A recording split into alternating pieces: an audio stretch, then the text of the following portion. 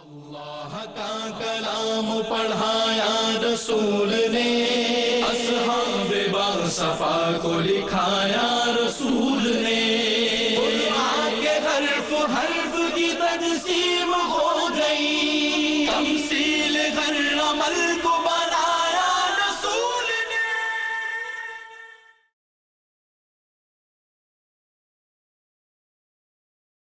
بسم اللہ الرحمن الرحیم۔ بسم اللہ الرحمن الرحیم۔ قل هو اللہ احد، قل هو اللہ احد، اللہ الصمد، اللہ الصمد، لم یلد ولم یولد، لم یلد ولم یولد، ولم یکن له کفوا احد۔ ولم يكن له كفوا أحد۔ الحمد للہ رب العالمین والصلاة والسلام على سید الانبیاء والمرسلین، اما بعد، اعوذ باللہ من الشیطان الرجیم، بسم اللہ الرحمن الرحیم۔ ام حسبتم ان تدخلوا الجنہ ولما یأتکم مثل الذین خلوا من قبلکم مستهم البأساء والضراء وزلزلوا حتى يقول الرسول والذين آمنوا معه متى نصر الله ألا إن نصر الله قريب صدق الله العظيم۔ اللهم صل على محمد وعلى آل محمد وبارك وسلم۔ رب اشرح لي صدري ويسر لي أمري واحلل عقدة من لساني يفقهوا قولي واجعل لي وزيرا من أهلي آمين يا رب العالمين۔ ناظرین کرام، السلام علیکم ورحمۃ اللہ وبرکاتہ۔ پروگرام بصیرت القرآن میں خوش آمدید۔ آج الحمدللہ پروگرام نمبر 57 آپ کی خدمت میں پیش کر رہے ہیں۔ آج ہم انشاءاللہ مطالعہ کریں گے سورۃ البقرہ آیات 214 تا 216 کا۔ الحمدللہ قاری سلمان صاحب نے آیات قرآنی کی تلاوت کے ذریعے پروگرام کا باقاعدہ آغاز فرما دیا ہے۔ ہمارے ساتھ اسٹوڈیوز میں ہمارے نوجوان ساتھی بھی موجود ہیں، قرآن اکیڈمی سے بھی تشریف لاتے ہیں الحمدللہ۔ السلام علیکم ورحمۃ اللہ وبرکاتہ۔ وعلیکم السلام ورحمۃ اللہ وبرکاتہ۔ خیریت سے آپ لوگ؟ الحمدللہ بالکل ماشاءاللہ جی الحمدللہ۔ ناظرین کرام، سب سے پہلے ہم سب کی یاد دہانی، ترغیب، تشویق اور موٹیویشن کے لیے ایک مبارک فرمان رسالت مآب صلی اللہ تعالی علیہ وسلم کا، آئیے قرآن سیکھیں۔ فرمان نبوی صلی اللہ علیہ وسلم، اس قرآن میں تم سے پہلے لوگوں کے حالات اور بعد والوں کی خبریں موجود ہیں۔ یہ جامع ترمذی کی روایت۔ یہ قرآن ہر دور میں ہمیں رہنمائی عطا کرے گا۔ اللہ کے نبی علیہ السلام اپنے سے پچھلے ادوار کے بارے میں فرما رہے، پچھلوں کے حالات بھی ہیں، اور بعد میں آنے والوں کے بارے میں فرما رہے، ان کی خبریں بھی موجود ہیں۔ اللہ تعالی ہمیں اس قرآن کو ایک کتاب زندہ کے طور پر لینے اور اس سے ہمارے تعلق کو مزید مضبوط کرنے اور ہدایت حاصل کر کے اس کے تقاضوں پر عمل کرنے کی توفیق عطا فرمائے۔ چلتے ہیں آگے، اور سب سے پہلے آج کی زیر مطالعہ آیات کا ترجمہ سمجھتے ہیں۔ آج انشاءاللہ ہم بات کر رہے ہیں سورۃ البقرہ آیت نمبر 214، 215 اور 216 کے حوالے سے۔ آئیے ترجمہ سمجھتے۔ ارشاد ہوا، کیا تم نے یہ سمجھ رکھا ہے کہ یوں ہی جنت میں داخل ہو جاؤ گے، حالانکہ اب تک تم پر وہ حالات نہیں آئے جو آئے تھے ان پر جو تم سے پہلے گزر چکے ہیں۔ پہنچی انہیں سختیاں اور تکلیفیں اور وہ لرزا دیے گئے، یہاں تک کہ پکار اٹھے اس وقت کے رسول اور ان کے ساتھ ایمان لانے والے، کب آئے گی اللہ کی مدد؟ سن لو، یقیناً اللہ کی مدد قریب ہے۔ اے نبی صلی اللہ علیہ وسلم، وہ آپ سے پوچھتے ہیں کہ کیا خرچ کریں؟ آپ ان سے فرما دیجئے کہ تم جو بھی خرچ کرو مال میں سے تو خرچ کرو والدین اور قرابت داروں اور یتیموں اور محتاجوں اور مسافروں کے لیے، اور جو نیکی تم کرتے ہو بلا شبہ اللہ اسے جانتا ہے۔ فرض کیا گیا ہے تم پر جنگ کرنا اور وہ ناپسند ہے تمہیں، اور ہو سکتا ہے کہ تم ناپسند کرو کسی چیز کو حالانکہ وہ تمہارے لیے بہتر ہو، اور ہو سکتا ہے کہ تم پسند کرو کسی چیز کو حالانکہ وہ تمہارے حق میں بری ہو، اور حقیقت حال اللہ ہی جانتا ہے اور تم نہیں جانتے۔ ناظرین کرام، یہ ترجمہ ہے سورۃ البقرہ آیات 214 تا 216 کا۔ اپنی ترتیب کے مطابق آگے بڑھتے ہیں اور سب سے پہلے ربط آیات کو سمجھتے ہیں۔ ربط آیات کے ذیل میں پہلی بات، گزشتہ آیات میں نعمت دین اور ہدایت کو فراموش کرنے والوں کا ذکر تھا۔ اب دین کی راہ میں آنے والی مشکلات کا بیان ہے۔ یہ دین والوں کو بھی بتایا جا رہا ہے، کچھ تو وہ ہیں جو فراموش کر دیتے ہیں نا، کچھ وہ جو دین پر عمل کریں گے، ان کو بتایا جا رہا ہے کہ دین پر عمل کرنے میں رکاوٹیں آئیں گی، مشکلات آئیں گی، ان کو جھیلنا اور برداشت کرنا۔ ناظرین کرام، ربط آیات کے بعد تعارف کی طرف چلتے ہیں۔ جن باتوں پر آج گفتگو رہے گی زیر مطالعہ آیات میں وہ کیا ہیں، آئیے ان کا ایک جائزہ۔ تعارف میں پہلی بات، راہ حق میں مشکلات ضرور آتی ہیں، اللہ اپنے محبوب بندوں کو بھی آزماتا ہے۔ تعارف کے حوالے سے دوسری بات، انفاق کے حوالے سے ہدایات، کن کن پر خرچ کرنا ہے اپنے مال کو، ان کا ذکر آئے گا انشاءاللہ۔ اور تیسری بات، قتال کی فرضیت کا بیان، اللہ کی راہ میں لڑنا، اللہ کے لیے جنگ کرنا، اللہ کے دین کی سربلندی کے لیے جنگ کرنا، ان مباحث کے حوالے سے گفتگو ہے اور قتال کی فرضیت کا بیان۔ ناظرین کرام، آگے بڑھتے ہیں۔ ربط آیات اور تعارف کے بعد اب آیات کا تجزیہ۔ سورۃ البقرہ آیات 214 تا 216 کا تجزیہ۔ سب سے پہلے البقرہ آیت نمبر 214، جنت مشکلات میں گھیر دی گئی ہے، مشکلوں سے گزر کر جنت میں داخلہ ممکن ہوگا، یہ مراد ہے۔ آیت نمبر 215، انفاق کن کے لیے کیا جائے، وہ کون لوگ ہیں، وہ کیا کیٹیگریز ہیں جن پر مال خرچ کرنا ہے، ان کا تذکرہ آئے گا۔ اور آخری آیت آج ہم سمجھیں گے، آیت نمبر 216، جنگ کی فرضیت کا حکم ہے۔ آیت نمبر 216، جنگ کی فرضیت کا حکم۔ یہ ناظرین کرام زیر مطالعہ آیات کا تجزیہ۔ الحمدللہ ترجمہ، ربط آیات، تعارف اور آیات کا تجزیہ ہم نے سمجھ لیا ہے۔ آگے بڑھتے ہیں اور ترتیب کے مطابق اب ایک ایک آیت پر گفتگو ہوگی انشاءاللہ۔ سب سے پہلے البقرہ آیت نمبر 214، اللہ تعالیٰ نے ارشاد فرمایا، ام حسبتم ان تدخلوا الجنة ولما يأتكم مثل الذين خلوا من قبلكم مستهم البأساء والضراء وزلزلوا حتى يقول الرسول والذين آمنوا معه متى نصر الله الا ان نصر الله قریب۔ سورۃ البقرہ آیت نمبر 214 ہے۔ آئیے اس کا ترجمہ سمجھتے ہیں۔ ارشاد ہوا، کیا تم نے یہ سمجھ رکھا ہے کہ یوں ہی جنت میں داخل ہو جاؤ گے، حالانکہ اب تک تم پر وہ حالات نہیں آئے جو آئے تھے ان پر جو تم سے پہلے گزر چکے ہیں، پہنچی انہیں سختیاں اور تکلیفیں اور وہ لرزا دیے گئے، یہاں تک کہ پکار اٹھے اس وقت کے رسول اور ان کے ساتھ ایمان لانے والے، کب آئے گی اللہ کی مدد، سن لو یقیناً اللہ کی مدد قریب ہے۔ ناظرین کرام، یہ سورۃ البقرہ آیت نمبر 214 اور اس کا ترجمہ۔ اب آئیے اس آیت کی تشریح کو سمجھنے کی کوشش کرتے ہیں۔ پہلی بات تشریح میں درج کی گئی ہے، جنت کو مشقتوں سے گھیرا گیا ہے۔ آج ہم سمجھتے ہیں کہ کیونکہ ہم مسلمان ہیں، جنت ہماری پکی ہے، اور دنیا کی 10-20 ہزار روپے کی تنخواہ تو بغیر مشقت کے نہ ملے، جنت شاید ہم چاہتے ہیں کہ گھر بیٹھے بیٹھے ہمیں مل جائے۔ خود سوچ لیں، 10,000 کی تنخواہ تو گھر بیٹھے نہ ملے اور جنت ہمیں گھر بیٹھے مل جائے، کیا ہمارا رویہ درست ہے؟ ہم اپنے آپ سے خود سوال کر لیں۔ تو لکھا ہے جنت کو مشقتوں سے گھیرا گیا ہے۔ دوسری بات، اللہ اپنے محبوب بندوں کو بھی آزماتا ہے، اللہ اپنے محبوب بندوں کو بھی آزماتا ہے۔ انبیاء علیہم السلام پر بھی مصائب آئے، مشکلات آئیں، وہ تو ان کے درجات کی بلندی کا باعث بنتی ہے بات۔ تو بہرحال اللہ تعالیٰ اپنے محبوب بندوں کو بھی آزماتا ہے۔ اگلی بات، گزشتہ اہل ایمان کی استقامت بھری داستان کا بیان۔ مشقتیں آئیں، مصائب آئے، تکالیف آئیں، وزلزلوا، ہلا دیے گئے، اتنی مشکلات آئیں، اتنے مصائب آئے کہ وقت کے رسول پکارے، اللہ تیری مدد کب آئے گی؟ ایک رسول کے ایمان کی کیا کیفیت ہم کیا جانیں، کیا استقامت کو پہاڑ ہوتے ہوں گے، لیکن اے اللہ تیری مدد کب آئے گی؟ اتنا ہلایا گیا، اتنی آزمائشوں سے گزارا گیا، تو وقت کے رسول بھی پکار اٹھتے ہیں اور اہل ایمان بھی کہ اللہ تیری مدد کب آئے گی۔ اللہ کے نبی صلی اللہ علیہ وسلم بیت اللہ کے قریب آرام فرما رہے تھے، ایک صحابی تشریف لاتے ہیں، عرض کرتے، مکی دور ہے، یا رسول اللہ صلی اللہ علیہ وسلم دعا کریں، یا رسول اللہ صلی اللہ علیہ وسلم دعائیں فرمائیں، بڑی مشقتیں آ گئی ہیں، بڑی مشکلات آ گئیں۔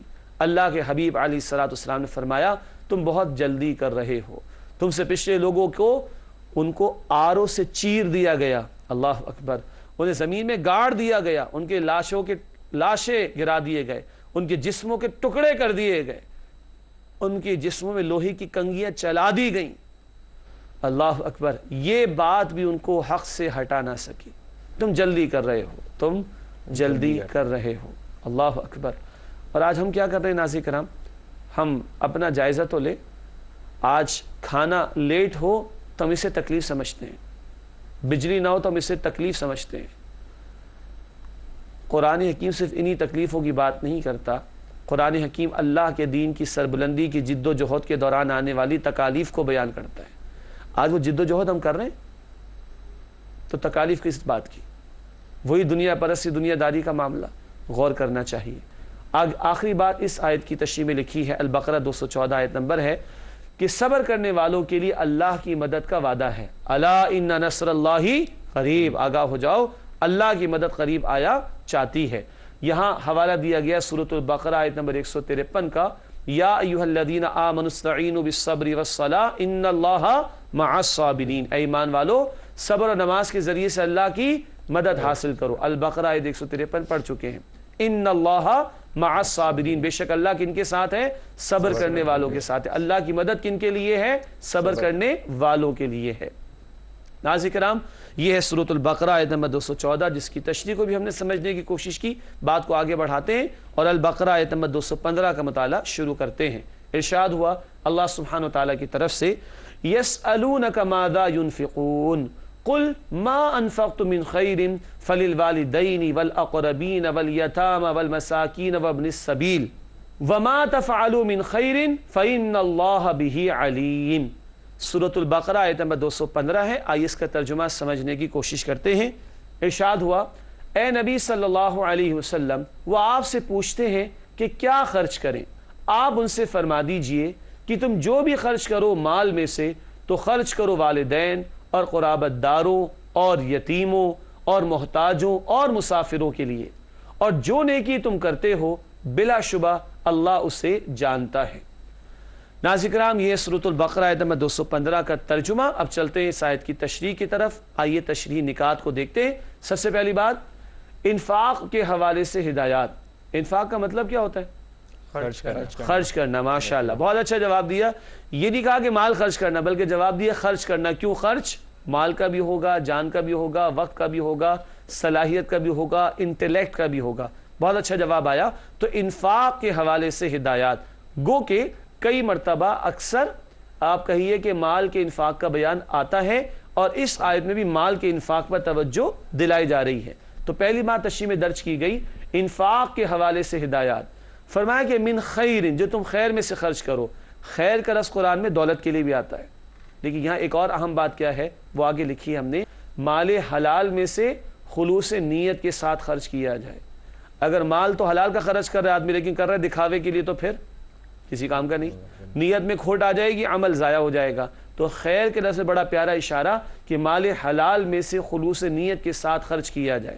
اگلی بات تشریح کے اعتبار سے فطری ترتیب کا بیان ہے. جو انسان کے جتنا قریب ہوتا ہے اس کا حق بھی اتنا زیادہ ہوتا ہے. اللہ رب العالمین کا حق تو سب سے بڑھ کر, نبی پاک علیہ الصلوۃ والسلام کا حق تب سب مخلوقات سے بڑھ کر, لیکن پھر بات ہوتی ہے تو والدین کے حوالے سے بات آتی ہے, پھر دیگر رشتہ داروں کی, پھر عام محتاجوں کی بات آتی ہے. یہ فطری ترتیب کہ جو انسان کے جتنا قریب ہے اس کا حق بھی اتنا زیادہ ہوگا دیگر لوگوں کے مقابلے میں. آگے لکھا ہے تشریح میں صدقات نافلہ کا بیان. نفل سے نافلہ. زکوٰۃ کیا ہے؟ فرض ہے. اور صدقہ فطر کیا ہوتا ہے؟ واجب ہوتا ہے. اس کے علاوہ جو کچھ ہم خرچ کرتے ہیں وہ نفل ہوتا ہے, اس کا اجر و ثواب بہت زیادہ ہے. یہاں زکوٰۃ کا بیان نہیں ہے ناظرین کرام, نوٹ کیجئے گا, کیونکہ یہاں پر تو والدین کا ذکر بھی آیا. ہم اپنے ماں باپ کو زکوٰۃ نہیں دے سکتے, تو ان کی تو کفالت کی ذمہ داری ہم پر ہے. یعنی مردوں اور بیٹوں کے حوالے سے بات ہو رہی ہے کہ ماں باپ کی ذمہ داری ہم پر عائد ہوتی ہے, اور ماں باپ کو زکوٰۃ نہیں دی جا سکتی. تو یہاں صرف زکوٰۃ کا بیان نہیں بلکہ صدقات نافلہ کا بیان ہے.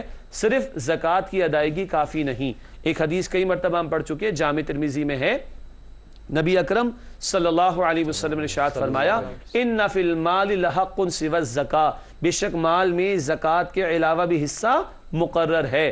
تو زکوٰۃ کافی نہیں ہے, مزید آگے بڑھ کر اللہ کی راہ میں خرچ کرنا چاہیے. آخری بات تشریح کے طور پر لکھی گئی ہے, اللہ ہر بات کا علم رکھتا ہے. نیکیاں رائے گاں نہیں جائیں گی۔ رائے گاں مطلب ضائع ہو جانا، بیکار ہو جانا، ایسا نہیں۔ تم جو اللہ کی راہ میں خرچ کرو گے، جو خلوص کے ساتھ خرچ کرو گے، اللہ کی رضا کے لیے جو کچھ اللہ کی راہ میں پیش کرو گے، نیکی کرو گے، سب اللہ کے علم میں ہے، اور تمہاری کوئی نیکی، تمہارا یہ انفاق، تمہارا یہ اللہ کی رضا کے لیے خرچ کرنا، یہ ضائع نہیں کیا جائے گا، بلکہ اس کا بہترین بدلہ روز قیامت میں اللہ تعالیٰ عطا فرمائے گا۔ ناظرین کرام، الحمدللہ سورۃ البقرہ آیت نمبر 215 کا مطالعہ مکمل ہوا۔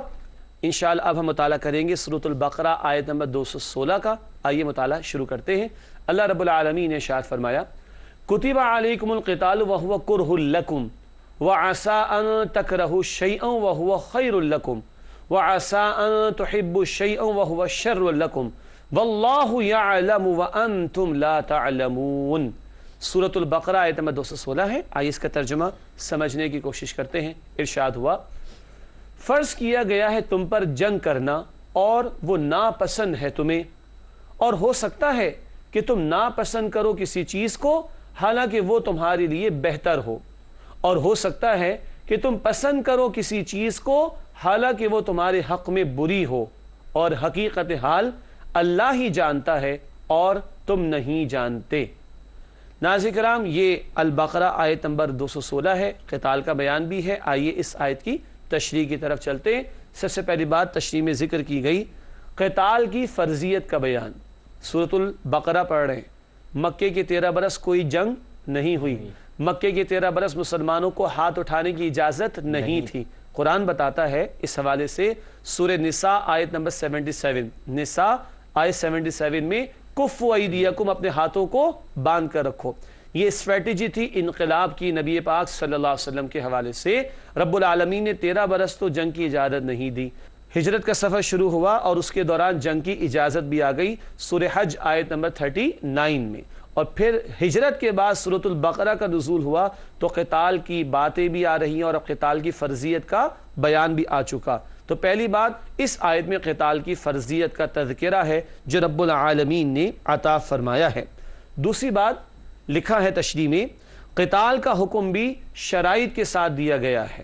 ایسا نہیں کہ جب چاہیں اور کسی کی گردن اڑا دیں، جب کوئی مسلمان گروہ چاہے کسی دوسرے گروہ کو مارنا شروع کر دے، ایسا نہیں، بلکہ فرائض جو دین ہم پر لاگو کرتا ہے اس کی تشریح بھی عطا کرتا ہے، اس کے مسائل بھی بیان کرتا ہے، اور اس کی شرائط اور کنڈیشنز کو بھی ذکر کرتا ہے۔ اور کچھ اور اہم باتیں اس آیت کے ذیل میں قتال کے تناظر میں آگے لکھا ہے تشریح میں۔ تیسری بات، دین اسلام نفاذ عدل اور فتنہ و ظلم کے خاتمے کے لیے قتال کا حکم دیتا ہے۔ اسلام میں جنگ برائے جنگ نہیں ہے، جنگ برائے ڈومیننس نہیں ہے۔ ہاں، بندوں کی ڈومیننس تو نہ ہو، اللہ کے حکم کی ڈومیننس ہونی چاہیے، اور اسی کا حق ہے۔ کیوں؟ زمین اور آسمان کا مالک کون؟ اللہ۔ تو حکم کس کا چلنا چاہیے؟ اللہ سبحانہ و تعالیٰ کا۔ لکھا ہے دین اسلام نفاذ عدل اور فتنہ و ظلم کے خاتمے کے لیے قتال کا حکم دیتا ہے۔ سورۃ الانفال آیت نمبر 39، آیت 39 سورۃ الانفال، وَقَاتِلُوهُمْ حَتَّى لَا تَكُونَ فِتْنَةٌ وَيَكُونَ الدِّينُ كُلُّهُ لِلَّهِ، اور قتال کرو، جنگ کرو ان کے خلاف یہاں تک کہ فتنہ باقی نہ رہے اور دین یعنی سسٹم آف لائف، نظام زندگی پورے کا پورا اللہ کے لیے ہو جائے۔ آج دنیا کی کچھ اقوام چودراہٹ اپنی دنیا میں قائم کرنے کے لیے جنگیں کرتی ہیں، تو ہمارا دین ہمیں ایسے ظالموں کو روکنے اور اس زمین سے ظلم کے خاتمے اور اللہ کے عطا کردہ عادلانہ نظام کے قائم کرنے کے لیے جنگ کا حکم دیتا ہے۔ It's so simple. اگلی بات تشریح میں لکھی ہے، اصل مقصود اللہ تعالیٰ اور رسول اللہ صلی اللہ علیہ وسلم کے احکامات کی پیروی ہے، نہ کہ نفس کی چاہت پر عمل، کہ مجھے یہ بات اچھی لگ رہی تو میں کر لوں، مجھے یہ بات اچھی نہیں لگ رہی تو میں چھوڑ دوں، اس بات میں مجھے فائدہ نظر آ رہا ہے میں عمل کر لوں، میرا دل چاہ رہا ہے نا، فائدہ نظر آ رہا ہے، اور فلاں حکم میں مجھے فائدہ نظر نہیں آ رہا، مشکل لگ رہا ہے، پرابلمز آ رہی تو میں چھوڑ دوں۔ تو یہ نفس کی چاہت، یہ تو اللہ کو مطلوب نہیں۔ دین کیا ہے؟ اپنے نفس کو چھوڑو، اپنی نفس کی خواہشات کی پیروی کو چھوڑو، اور اللہ تعالیٰ اور اس کے رسول صلی اللہ علیہ وسلم کے احکامات کی پیروی کرو۔ یہ ہے تفصیل جو ہمارے سامنے آئی کہ تم کسی بات کو پسند کرو، ہو سکتا ہے اسی میں شر ہو، اور ایک بات تمہیں بظاہر شر والی نظر آ رہی اور اسی میں خیر ہو۔ اہم بات کیا ہے؟ آگے لکھا ہے اللہ تعالیٰ کل علم رکھتا ہے، وہ جانتا ہے مخلوق کے لیے کیا خیر ہے اور کیا شر۔ واللہ یعلم وانتم لا تعلمون، اور اللہ جانتا ہے تم نہیں جانتے۔ دیکھیے بقرعید کا موقع آتا ہے نا، تو جب وہ تکے کباب بنائے جاتے ہیں، صحیح، تو انگارے استعمال ہوتے ہیں نا، کوئلے استعمال ہوتے ہیں، جب وہ کوئلوں کو جلایا جاتا ہے تو وہ انگارے بن جاتے ہیں، اس میں جو لائٹ ہوتی ہے بچوں کو بڑی اچھی لگتی، اٹریکشن ہے نا، بچہ کیا چاہتا ہے، ہاتھ میں لینے دیتے، کیوں؟ نقصان ہے، اور بچے کی سطح پہ جا کے سوچے تو فائدہ ہے۔ بچے کو کیا کہتے ہیں، تمہیں نہیں پتا، جاؤ جاؤ یہاں سے ہٹو، مطلب بات تو نہیں کرتے، انداز ہمارا ہی ہوتا ہے، ہم کیا کہنا چاہتے ہیں، ہمیں پتا ہے تمہیں نہیں پتا، ہاتھ میں آ گیا تو لگ پتا جائے گا، تم یہ کہتے ہیں نا، اچھی طرح چلاؤ گے پھر تم خوب زور زور سے، تو ہم بچے کو یہ کہنا چاہتے ہیں کہ تمہیں نہیں پتا ہمیں پتا ہے۔ اللہ تعالیٰ ہمیں بتانا چاہ رہا ہے کیا، تمہیں معلوم نہیں ہے، اللہ تعالیٰ کو معلوم ہے۔ اپنے معاملے میں لاجک بڑی آرام سے سمجھ آتی ہے، اللہ کے معاملے میں کیا ہو جاتا ہے ہمیں، تو ہمارا علم بچوں سے زیادہ ہم ان کو روکتے ہیں۔ اللہ کہتا ہے میرا علم سب سے زیادہ ہے، اور میں تمہیں بتاؤں گا کیا خیر اور کیا شر ہے، واللہ یعلم وانتم لا تعلمون، اور اللہ جانتا اور تم نہیں جانتے۔ ناظرین کرام، الحمدللہ آج کی زیر مطالعہ آیات کا مطالعہ مکمل ہوا، البقرہ آیت 214، 215، 216۔ اب چلتے ہیں ہمارے نوجوان ساتھیوں کی جانب، اور آج دیکھتے ہیں کہ کون سے قیمتی سوالات ان کے ذہنوں میں ابھرے، ان کے سوالات اور پھر جوابات بھی انشاءاللہ پیش کریں گے۔ جی پہلا سوال، جیسے کہ سورہ بقرہ کی آیت 214 میں ذکر آیا کہ کیا تم یوں ہی جنت میں چلے جاؤ گے، تو آج ہمارا بھی یہی طرز عمل ہے کہ ہم سمجھتے ہیں، ہم یہ کہتے ہیں کہ اللہ تو غفور الرحیم ہے، سب معاف کر دے گا، تو اس پہ روشنی ڈالی۔ اللہ بڑا غفور ہے، اللہ بڑا رحیم ہے، اللہ بڑا رحمان ہے، اللہ بڑا کریم ہے، اللہ بڑا عفو ہے، اللہ علی کل شیء قدیر، جو چاہے کرے، مگر اللہ نے قانون بھی تو بتا دیا، اللہ کے نبی علیہ الصلوۃ والسلام نے وضاحت بھی تو فرما دی، صحابہ کرام نے مشقتیں برداشت کی کہ نہیں، وہ ہم سے بڑھ کر اور بہت زیادہ ہم سے بڑھ کر دین کا علم رکھتے تھے۔ نبی پاک صلی اللہ علیہ وسلم ایک تہائی رات، آدھی رات، دو تہائی رات تہجد کی نماز میں وقت لگاتے تھے۔ جب جن کو جنت کی بشارتیں دی گئیں اللہ کی طرف سے، اور جن صحابہ کرام کو رسول پاک علیہ السلام نے بشارتیں دیں، وہ تو کرے محنت اور ہم مطمئن ہو کر بیٹھ جائیں، تو کتنی بڑی غلط فہمی ہوگی۔ ان کا تو دین کامل تھا نا، دین کا فہم کامل تھا، ان کو صحیح بات سمجھ آ گئی تھی۔ ہم کہیں گے جی اللہ بڑا غفور، اللہ غفور ہے، لیکن اللہ مالک یوم الدین بھی تو ہے۔ اللہ نے جنت اگر بنائی تو اللہ نے جہنم بھی تو بنائی، تو جنت پہ داخلے کے لیے مشقتوں کو برداشت کرنا ہوگا، جہنم سے بچنے کے لیے گناہوں کو چھوڑنا ہوگا، یہ طرز عمل ہے جو ہونا چاہیے۔ جی آپ کا سوال میں آج کے مطالعے میں ذکر آیا کہ ممکن ہے کہ جو چیز ہمیں پسند ہو اس میں خیر اور بھلائی ہمارے لیے نہ ہو، اور جو چیز ہمیں ناپسند ہو اس میں ہمارے لیے خیر ہو، تو ہم کیسے ڈسٹنگوش کر سکتے ہیں آج کے معاشرے میں کہ جو چیز ہمیں پسند ہے آیا کہ وہ اللہ کے نزدیک بھی پسندیدہ شے ہے کہ نہیں؟ ماشاءاللہ، بہت ٹیکنیکل سوال ہے، کیسے ڈسٹنگوش کریں، وہ کرائیٹیریا کیا ہوگا، وہ معیار کیا ہوگا کہ ہم یہ معلوم کر پائیں کہ ہم جس بات کو سمجھ رہے ہیں کہ وہ اچھی ہے وہ اللہ کے نزدیک بھی اچھی ہو۔ ناظرین کرام، بہت ہی ٹیکنیکل سوال ہے، بہت خوبصورت سوال ہے، سادہ سا جواب۔ علم کامل کس کا ہے؟ اللہ کا، اور اللہ نے اپنا کلام اور اپنے نبی علیہ السلام کی تعلیم ہمیں عطا فرما دی، تو جس بات کو ہم اچھا اپنی دانست میں سمجھ رہے ہیں اس کو پرکھ کر دیکھ لیں اللہ کی کتاب اور رسول اللہ کی تعلیم پر صلی اللہ علیہ وسلم۔ اگر جو بات ہم پسند کر رہے ہیں اللہ اور اس کے رسول علیہ السلام کی تعلیم کے مطابق ہے تو انشاءاللہ وہ اللہ کے ہاں بھی پسندیدہ ہوگی، اور اگر اللہ اور اللہ کے رسول کی تعلیم کے برعکس وہ معاملہ ہے تو پھر وہ اللہ کے ہاں پسندیدہ نہیں ہو سکتی۔ ٹھیک ہے جی، آپ کا سوال۔ ابھی ہم نے جو آیت مطالعہ کی ان میں جنگ کا ذکر آیا اور جنگ کی کچھ شرائط کا بھی آپ نے جیسے ذکر کیا، تو جنگ کی شرائط میں کیا کیا شرائط شامل ہیں؟ ماشاءاللہ، بہت قیمتی سوال ہے، اور میں نے اشارتاً یہ ذکر کیا تھا کہ ہر جنگ کیا اللہ کو پسند ہوگی، ایسا نہیں۔ پھر ایک سوال یہ بھی ہو سکتا ہے کہ جنگ کیا ہر دن ہوگی، ایسا بھی ضروری نہیں۔ بھئی نماز فرض ہے نا، کیا 24 گھنٹے فرض ہے؟ نہیں، نماز مقررہ اوقات میں فرض ہے۔ کیا 2 سال کے بچے پر بھی فرض ہے؟ بالکل نہیں، بالغ ہو جائے گا تب فرض ہوگی۔ بات واضح ہو رہی؟ تو شرائط ہے نا نماز کی فرضیت کے لیے، شرائط ہیں زکوٰۃ کی فرضیت کے لیے، شرائط ہیں حج کی فرضیت کے لیے، اسی طرح شرائط ہوں گی قتال کے لیے۔ کب قتال کیا جائے گا اس کی بہت ساری تفصیلات ہو سکتی ہیں۔ ایک مسلمانوں کا ملک ہے، کفار اس پر حملہ کریں تو قتال لازم ہو جائے گا۔ دور نبوی صلی اللہ علیہ وسلم میں ہم دیکھتے ہیں اللہ کے دین کو قائم کرنے کی جد و جہد، اور اس میں بھی جنگ کی گئی، غزوہ بدر سے معاملہ شروع ہوا، قتال ہوگا۔ قرآن بتاتا ہے سورہ نساء آیت نمبر 75 میں بوڑھے، بچے، کمزور، مرد وغیرہ جو مختلف علاقوں میں ہیں، مسلمانوں کو چاہیے کہ ان کی داد رسی کے لیے کفار یا ظالموں کے خلاف جنگ کریں تاکہ ان کی داد رسی ہو۔ تو اللہ کے دین کے غلبے کی جد و جہد، اللہ کے بندے مسلمان کہیں آباد ان کے ملک پر حملہ ہو، ان کے خطے پر حملہ ہو، اس کا دفاع، اور ظالموں کا ہاتھ روکنا اور مظلوموں کی داد رسی کرنا۔ سورہ نساء 75 ایسے موقع پر بھی جنگ کی جا سکتی ہے۔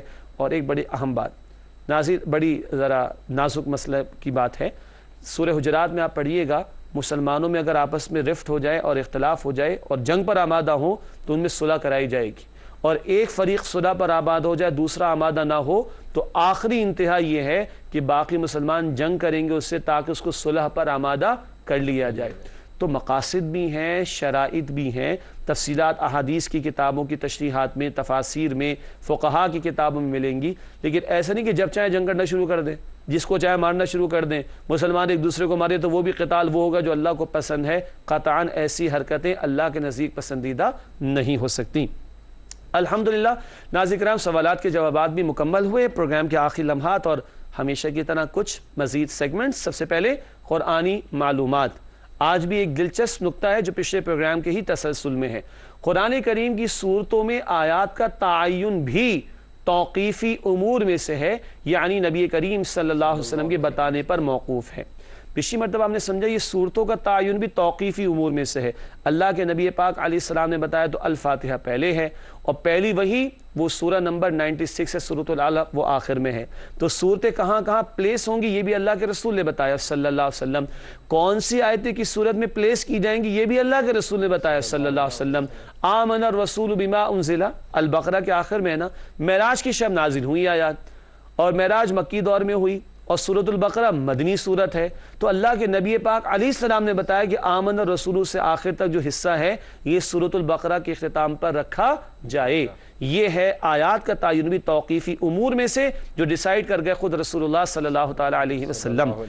حاصل مطالعہ، آئیے ناظرین کرام اوور ویو، آج کن باتوں کو ہم نے سمجھا۔ سب سے پہلی بات، جنت کو مشقتوں سے گھیر دیا گیا، گھر بیٹھے 10,000 کی سیلری بھی نہیں ملتی، جنت کے لیے بھی محنت کرنی پڑے گی اور دنیا سے بہت زیادہ بڑھ کر محنت کرنی پڑے گی۔ اللہ ہمیں توفیق عطا فرمائے۔ آمین۔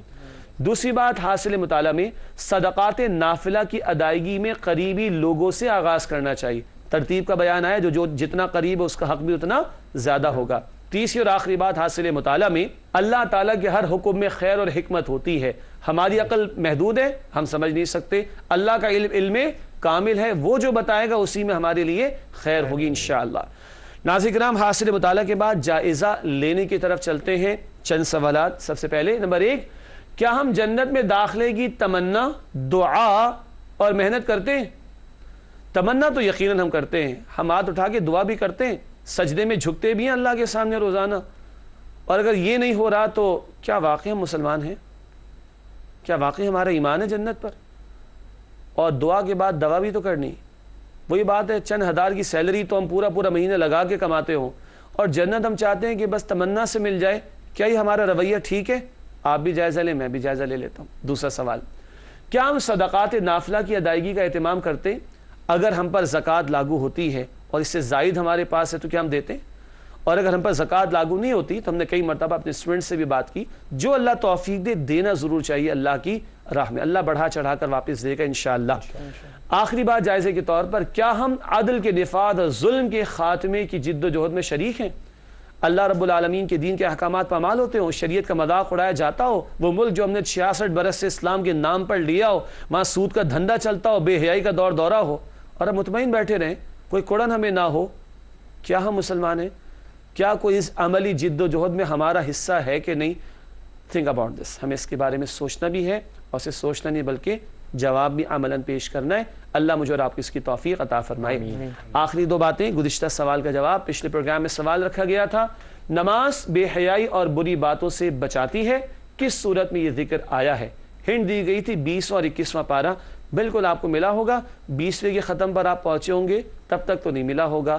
جیسے آپ نے 21ویں پارے کا آغاز کیا ہوگا فوراً مل گیا ہوگا یقیناً۔ سورۃ العنکبوت آیت نمبر 45، سورۃ العنکبوت آیت نمبر 45، ان الصلاۃ تنہی عن الفحشاء والمنکر۔ ماشاءاللہ آپ لوگوں کو یاد ہے، بے شک نماز بے حیائی اور بری باتوں سے روکتی ہے۔ آج کا سوال نوٹ کیجئے گا ناظرین کرام، ایک دوسرے کا مذاق اڑانے سے کس صورت میں روکا گیا ہے؟ پہلے تو ہمیں یہ معلوم ہوا کہ اسے روکا بھی گیا ہے، ٹھیک ہے؟ اب تلاش کیجئے کہاں اور کیسے روکا گیا۔ چلیے 26 پارے میں تلاش کر لیجئے گا، آپ کی رینج آج اور ہم نے کم کر دی، 26 پارے میں تلاش کیجئے گا، گھر میں تفسیر و تو مطالعہ بھی کیجئے گا، اور پھر ہم جائزہ لیں گے کہ کس کس طرح ہم لوگوں کا مذاق اڑاتے ہیں اور اللہ نے کیسے ہمیں روکا ہے۔ 26 پارے میں تلاش کیجئے گا۔ اگلے پروگرام میں اس سوال کا جواب پیش کریں گے انشاءاللہ تعالی۔ تب تک کے لیے اجازت۔ آپ تمام ساتھیوں کو اللہ جزائے خیر عطا فرمائے، بہت شکریہ۔ ناظرین کرام اپنی دعا میں یاد رکھیے گا، انشاءاللہ اگلے پروگرام میں ملاقات ہوتی ہے۔ وآخر دعوانا ان الحمدللہ رب العالمین، والسلام علیکم ورحمۃ اللہ وبرکاتہ۔ اللہ کا کلام پڑھایا رسول نے، اصحاب باصفا کو